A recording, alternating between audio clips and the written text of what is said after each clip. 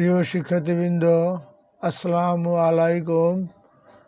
আমি সত্যরঞ্জন প্রামাণিক তোমাদের ষষ্ঠ শ্রেণীর ইংরেজি দ্বিতীয় পত্রের পাঠদান করতে এসেছি। আমরা আজকে আলোচনা করব সেন্টেন্স সম্পর্কে, অ্যাবাউট সেন্টেন্স। তোমরা অবশ্যই জানো যে বাক্য বা সেন্টেন্স কাকে বলে।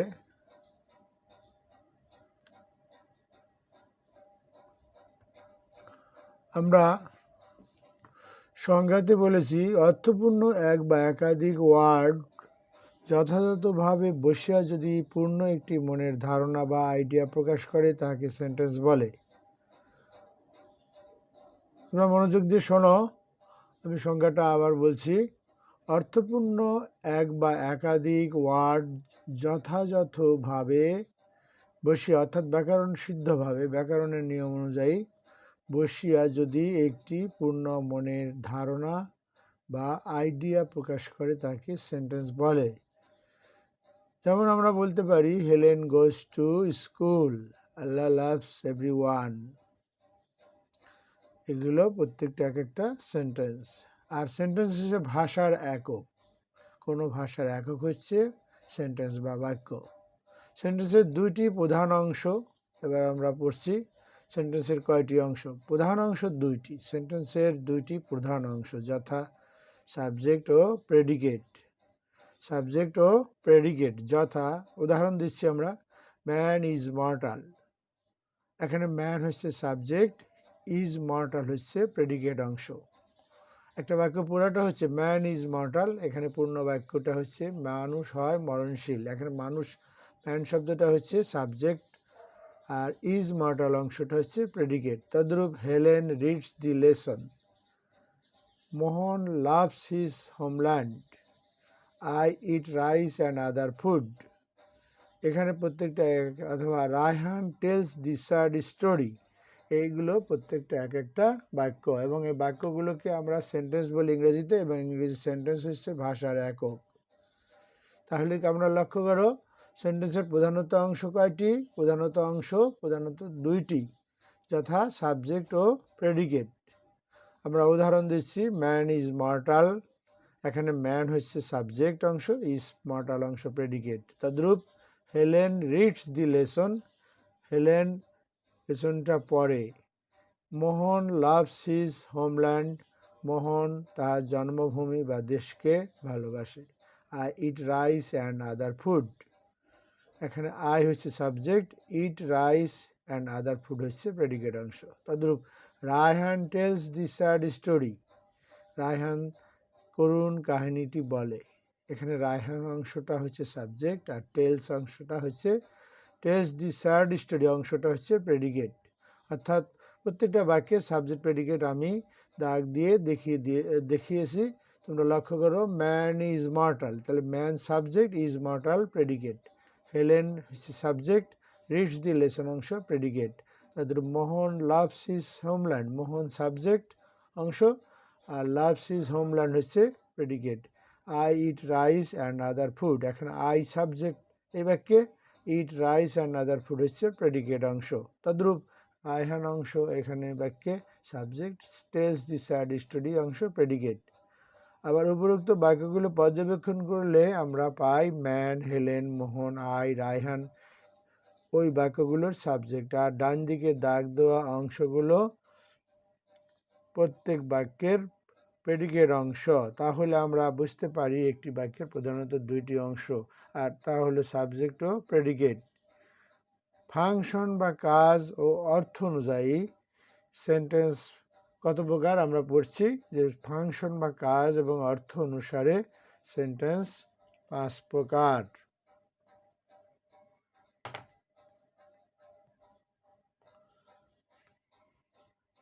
সেন্টেন্স 5 প্রকার, এই সম্পর্কে বলছি। নামগুলো হচ্ছে অ্যাসার্টিভ সেন্টেন্স বা স্টেটমেন্ট, ইন্টারোগেটিভ সেন্টেন্স বা কোশ্চেন সেন্টেন্স, ইম্পারেটিভ বা কমান্ডস, অপটেটিভ সেন্টেন্স ও এক্সক্লেমেটরি সেন্টেন্স। তাহলে তোমরা মনোযোগ দিয়ে শোনো, সেন্টেন্স কাজ ও অর্থ অনুসারে 5 প্রকারের হয়ে থাকে: অ্যাসার্টিভ সেন্টেন্স বা স্টেটমেন্ট, ইন্টারোগেটিভ সেন্টেন্স বা কোশ্চেন সেন্টেন্স, ইম্পারেটিভ বা কমান্ডস, অপটেটিভ সেন্টেন্স ও এক্সক্লেমেটরি সেন্টেন্স। এই 5 প্রকারের ইংরেজিতে কাজ অনুসারে বা ফাংশন অনুসারে এবং অর্থ অনুসারে বাক্যগুলোকে 5 ভাগে ভাগ করা হয়েছে। প্রত্যেক স্টুডেন্টকে অবশ্যই ওই সব বাক্যগুলোর ভালো ধারণা রাখতে হবে তোমাদের। এখন প্রত্যেক সেন্টেন্সের উদাহরণ নিচে দেওয়া হচ্ছে বা দিচ্ছি, লক্ষ্য করো। I read a book, she plays ludo, এইগুলো হচ্ছে অ্যাসার্টিভ সেন্টেন্স। আবার what is your name, do you like tea, এটা হচ্ছে ইন্টারোগেটিভ সেন্টেন্সের উদাহরণ।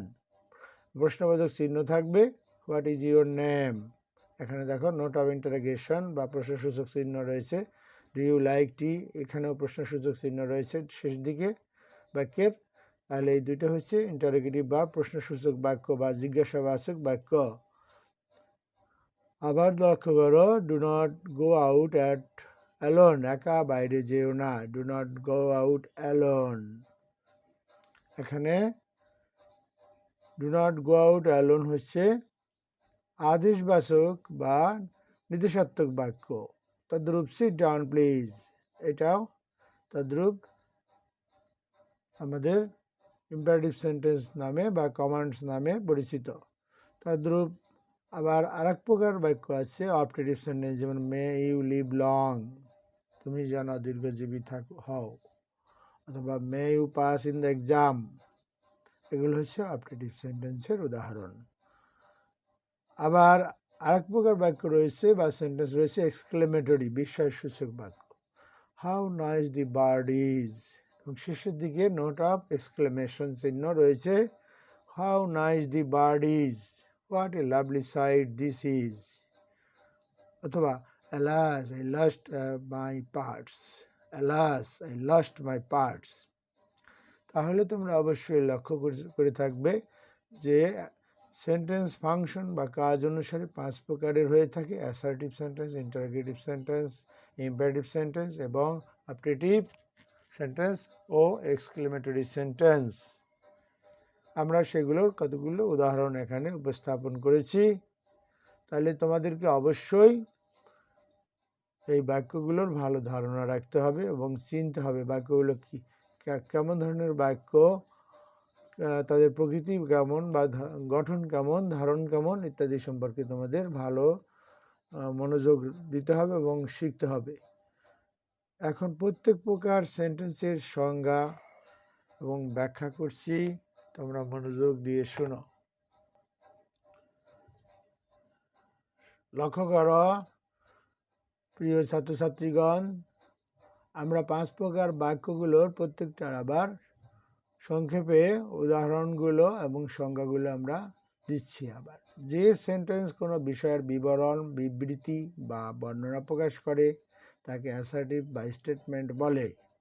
যে সেন্টেন্স কোনো বিষয়ের বিবরণ বা বিবৃতি বা বর্ণনা প্রকাশ করে তাকে অ্যাসার্টিভ বা স্টেটমেন্ট বলে। যেমন Dhaka is a big city, Rana makes a kite, the cow is very useful. এই সমস্ত বাক্যগুলো বর্ণনা সূচক বা বর্ণনাবাচক, এগুলোকে বলা হবে স্টেটমেন্ট বা অ্যাসার্টিভ। যে সেন্টেন্স দ্বারা কোনো কিছু জিজ্ঞাসা করা বা প্রশ্ন করা বা জানতে চাওয়া বোঝায় তাকে ইন্টারোগেটিভ সেন্টেন্স বলে বা কোশ্চেন সেন্টেন্স।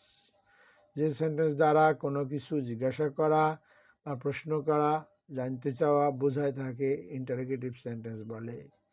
উদাহরণ লক্ষ্য করো, what is your hobby, who are you, how old are you, when do you get up. প্রত্যেকটা বাক্যে ডান দিকে প্রশ্নসূচক চিহ্ন রয়েছে, এটাকে বলে নোট অফ ইন্টারোগেশন। ইন্টারোগেট করা হয় যে বাক্য চিহ্ন দ্বারা প্রকাশ করে বাক্যগুলোকে শনাক্ত করা হয়। এই চিহ্নগুলো দিয়ে বাক্যগুলো ইন্টারোগেটিভ যে তার নির্দেশাত্মকভাবে বা নির্দেশ করা হয়ে থাকে। তাহলে যে সেন্টেন্স দ্বারা কোনো কিছু জিজ্ঞাসা করা বা প্রশ্ন করা বা জানতে চাওয়া বোঝায় তাকে ইন্টারোগেটিভ সেন্টেন্স বলে। যেমন what is your hobby, who are you, how old are you, when do you get up. তদ্রূপ আরেকটা বাক্যে যাচ্ছি আমরা এবার, ইম্পারেটিভ সেন্টেন্স। যে সেন্টেন্স দ্বারা আদেশ, নির্দেশ, উপদেশ, পরামর্শ প্রস্তাব করা বা সম্বোধন করা বোঝায় তাকে ইম্পারেটিভ সেন্টেন্স বলে। আবার বলছি, যে সেন্টেন্স দ্বারা আদেশ, নির্দেশ, উপদেশ, পরামর্শ বা প্রস্তাব করা বা সম্বোধন করা বোঝায় তাকে ইম্পারেটিভ সেন্টেন্স বলে। যেমন do the work, let us help the poor, hello Karim, come to me soon, let us solve our problem, do not eat stale food, please come in. এগুলো প্রত্যেকটা বাক্য ইম্পারেটিভ সেন্টেন্স। দেখো, প্রথম বাক্যে বলা আছে ডু দি ওয়ার্ক, আদেশবাচক, কাজটি করো, বা তুচ্ছার্থে আমরা বলি কাজটি কর, এরকম বলা হচ্ছে। আবার প্রস্তাব করা হচ্ছে বা সাজেশনমূলক বলা হচ্ছে late us help the poor, এসো আমরা দরিদ্রদের সাহায্য করি। হ্যালো করিম, কি হে করিম, কাম টু বা ওহে করিম, কাম টু মি সুন, আমার কাছে তাড়াতাড়ি এসো এসো। Late us solve our problem, এসো আমরা আমাদের সমস্যা সমাধান করি। এটা প্রস্তাবমূলক বাক্য।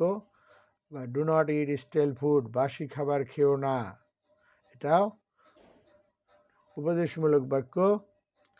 তদ্রুপ প্লিজ কাম ইন, অনুগ্রহ করে ভিতরে আসুন, এটা অনুরোধ জ্ঞাপক বাক্য। এই সমস্ত বাক্যগুলোকে বলা হবে ইম্পারেটিভ সেন্টেন্স। আমি সংজ্ঞাটা আরেকবার পড়ছি। যে সেন্টেন্স দ্বারা আদেশ, নির্দেশ, উপদেশ, পরামর্শ বা প্রস্তাব করা বা সম্বোধন করা বোঝায় তাকে ইম্পারেটিভ সেন্টেন্স বলে। এবং তোমরা উদাহরণগুলো লক্ষ্য করেছ। Do the work, let us help the poor, hello Karim, come to me soon, let us solve our problem, do not eat stale food, please come in. প্রিয় শিক্ষার্থীবৃন্দ, এখন আমরা অপটেটিভ সেন্টেন্স সম্পর্কে বলছি। লক্ষ্য করো, আশীর্বাদ সূচক বা প্রার্থনা সূচক বাক্য অপটেটিভ সেন্টেন্স। যেসব সেন্টেন্স দ্বারা দোয়া করা বা আশীর্বাদ বা প্রার্থনা করা বোঝায় তাকে অপটেটিভ সেন্টেন্স বলে, বা কারো মঙ্গল কামনা করা বোঝায় তাকে অপটেটিভ সেন্টেন্স বলে। যেসব সেন্টেন্স দ্বারা দোয়া করা বা আশীর্বাদ বা প্রার্থনা করা বোঝায় তাকে অপটেটিভ সেন্টেন্স বলে। যেমন may you be happy, may you pass in the examination, may God bless you, long live our great leader। এই সমস্ত বাক্যগুলোকে আমরা অপটেটিভ সেন্টেন্স বলি। আবার পড়ছি, লক্ষ্য করো, যেসব সেন্টেন্স দ্বারা দোয়া করা বা আশীর্বাদ বা প্রার্থনা করা বোঝায় তাকে অপটেটিভ সেন্টেন্স বলে। যেমন মে ইউ বি হ্যাপি, তুমি সুখী হও। May you pass in the examination, তুমি যেন পরীক্ষায় পাশ করো। মে গড ব্লেস ইউ, আল্লাহ যেন তোমার মঙ্গল করেন। Long live our great leader, আমাদের মহান নেতা যেন দীর্ঘজীবী হন। এই সমস্ত বাক্যগুলোকে বলা হয় আশীর্বাদ সূচক বা অপটেটিভ সেন্টেন্স। আর এক প্রকার বাক্য রয়েছে কাজ অনুসারে, সেটার নাম এক্সক্লেমেটরি সেন্টেন্স। এটাই কাজ অনুসারে বা অর্থ অনুসারে যে বাক্য 5 প্রকার তার শেষটি। এক্সক্লেমেটরি সেন্টেন্স, যেসব সেন্টেন্স দ্বারা মনের হঠাৎ আবেগ প্রকাশ করে, যাহাতে দুঃখ, বেদনা, আনন্দ বা সুখ, বিস্ময় বা অবাক হওয়া অনুভূতি প্রকাশ করে, তাদেরকে এক্সক্লেমেটরি সেন্টেন্স বলে। লক্ষ্য করো, যেসব সেন্টেন্স দ্বারা মনের হঠাৎ আবেগ বা আকস্মিক আবেগ প্রকাশ করে, যাহাতে দুঃখ, বেদনা, আনন্দ, সুখ ও বিস্ময় বা অবাক হওয়া অনুভূতি প্রকাশ করে, তাদেরকে এক্সক্লেমেটরি সেন্টেন্স বলে। আশ্চর্যবোধক বাক্য বা বিস্ময়সূচক বাক্য। উদাহরণ লক্ষ্য করো, যেমন what a big snake it is. লক্ষ্য করো, what a big snake it is, বিস্ময়সূচক চিহ্ন শেষের দিকে দেওয়া রয়েছে। বাক্যগুলি চেনার উপায় হচ্ছে বাক্যগুলোর ডাইন অংশে, ডাইন পাশে নোট অফ এক্সক্লেমেশন চিহ্ন থাকবে। How brave the boy is, বালকটি কত সাহসী। What a small river the Ichamati is, what a small river the Ichamati is, Ichamati নদীটা কত ছোট বা ক্ষুদ্র। How tall the player is, how tall the player is, খেলোয়াড়টি কত লম্বা। Alas I have lost my bag, হায় আমি আমার ব্যাগ হারিয়ে ফেলেছি বা হারিয়েছি। Hurrah our team won the match, অবাক হয়ে বলছে hurrah our team won the match. তাহলে তোমরা লক্ষ্য করো, আমরা সেন্টেন্স সম্পর্কে আজকে পড়লাম। সেন্টেন্সের এখানে আগে কাকে বলে সেটা পড়েছি। সেন্টেন্স কাকে বলে সেক্ষেত্রে তোমরা লক্ষ্য করেছো সংজ্ঞাটা আমরা দিয়েছি, সংজ্ঞাটা অনুসারে আমরা ভালো করে মনে রাখবো। যেমন আমরা বলেছি এক বা একাধিক শব্দ সমষ্টি, অর্থপূর্ণ শব্দ সমষ্টি যখন পাশাপাশি ব্যাকরণের রীতি অনুযায়ী বসে এবং বিশেষ অর্থ প্রকাশ করে তখন তাকে সেন্টেন্স বা বাক্য বলে। বাক্যগুলোকে আমরা বলছি ভাষার একক। তোমরা লক্ষ্য করো, বাক্যগুলো হচ্ছে ভাষার একক। যেমন এক ওয়ার্ড দ্বারাও, একটি ওয়ার্ড দ্বারাও বাক্য হতে পারে। যেমন কোনো বক্তব্য কেউ বললে তুমি তার উত্তরে বলছো ইয়েস অথবা নো। এগুলো আমরা এক একটা সেন্টেন্স হিসাবে ব্যবহার করি বা মনে করতে পারি বা ব্যবহার করে থাকি। ইয়েস অথবা নো কোনো বাক্যের উত্তরে যদি আমরা এরকম বলি সেক্ষেত্রে দেখা যায় যে একটা ওয়ার্ড দ্বারাই একটা বাক্য হচ্ছে। সেজন্য আমরা সংজ্ঞার ক্ষেত্রে বলেছি যে এক বা একাধিক অর্থপূর্ণ ওয়ার্ড বা শব্দ পাশাপাশি ব্যাকরণের রীতি অনুযায়ী বসে যদি পূর্ণ মনের ধারণা প্রকাশ করে, একটি ধারণা প্রকাশ করে তাকে সেন্টেন্স বলে। এবং সেন্টেন্সগুলো হচ্ছে ভাষার একক। আর সেন্টেন্সের অংশ দুইটি আমরা বলেছি, তোমরা মনোযোগ দিয়ে আবার খেয়াল করো বা মনোযোগ দিয়ে শোনো। সেন্টেন্সের প্রধানত দুইটি অংশ, সাবজেক্ট ও প্রেডিকেট। সাবজেক্ট কি? যাকে উদ্দেশ্য করে কিছু বলা হবে তাকে বলা হবে সাবজেক্ট, আর উদ্দেশ্য সম্পর্কে যা বলা হবে সেটাই হচ্ছে প্রেডিকেট। তাহলে দেখা যায় বাক্যের দুইটি অংশ, সাবজেক্ট ও প্রেডিকেট। সাবজেক্ট বাক্য নমিনেটিভ বা সাবজেক্ট আমরা বাক্য যা দিয়ে প্রথমে শুরু হয়, অর্থাৎ যাকে উদ্দেশ্য করে কিছু বলা হয় তাকে সাবজেক্ট বলা হয়। আর সাবজেক্ট সম্পর্কে যাহা কিছু বলা হয় সেটাকে বলা হয় প্রেডিকেট বা বিধেয়। উদ্দেশ্য ও বিধেয় বাংলা ব্যাকরণেও এটা পড়ে থাকবে। তাহলে বাক্য প্রধানত আমরা লক্ষ্য করছি কাজ ও অর্থ অনুসারে বাক্য প্রধানত 5 প্রকারের: অ্যাসার্টিভ বা স্টেটমেন্ট, ইন্টারোগেটিভ বা question sentence, imperative sentence, objective sentence এবং এক্সক্লেমেটরি সেন্টেন্স। আর প্রত্যেকটা বাক্যগুলোকে আমরা আবার পৃথকভাবে সংজ্ঞা এবং উদাহরণ তোমাদেরকে দেখানোর চেষ্টা করেছি। তোমরা মনোযোগ দিয়ে এই লেসনটা পড়বে এবং আমরা পরবর্তীতে সেন্টেন্সের আরেকটা অংশ, বিশেষ করে স্ট্রাকচার অনুসারে সেন্টেন্স কত প্রকার কী কী এবং কিভাবে বাক্য গঠন হয়, স্ট্রাকচার অনুসারে বাক্যগুলোর ধরন কেমন হয় বা সংজ্ঞা কীরূপ, এ সম্পর্কে আলোচনা করব। তোমরা সবাই মনোযোগ দিয়ে বাক্যের ইংরেজি বাক্য সম্বন্ধে বা সেন্টেন্স সম্পর্কে ভালো ধারণা রাখার চেষ্টা করবে এবং প্রয়োজনীয় অংশ, প্রয়োজনীয়তা অনুসারে এই সেন্টেন্সগুলো আমরা তোমরা বাসায় লিখে অনুশীলন করবে বা চর্চা করবে। তাহলেই সহজেই ইংরেজিতে সেন্টেন্স কি, সেন্টেন্সের অংশ কি কি এবং কাজ ও অর্থ অনুসারে সেন্টেন্স কত প্রকার কি কি এবং সেগুলোর সংজ্ঞা আর উদাহরণ।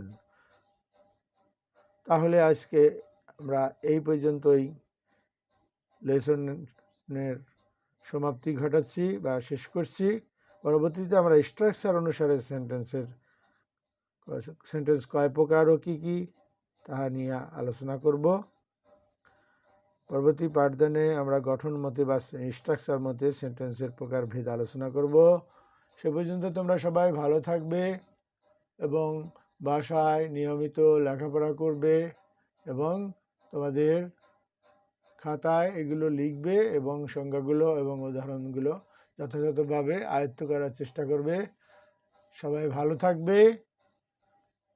খোদা হাফেজ।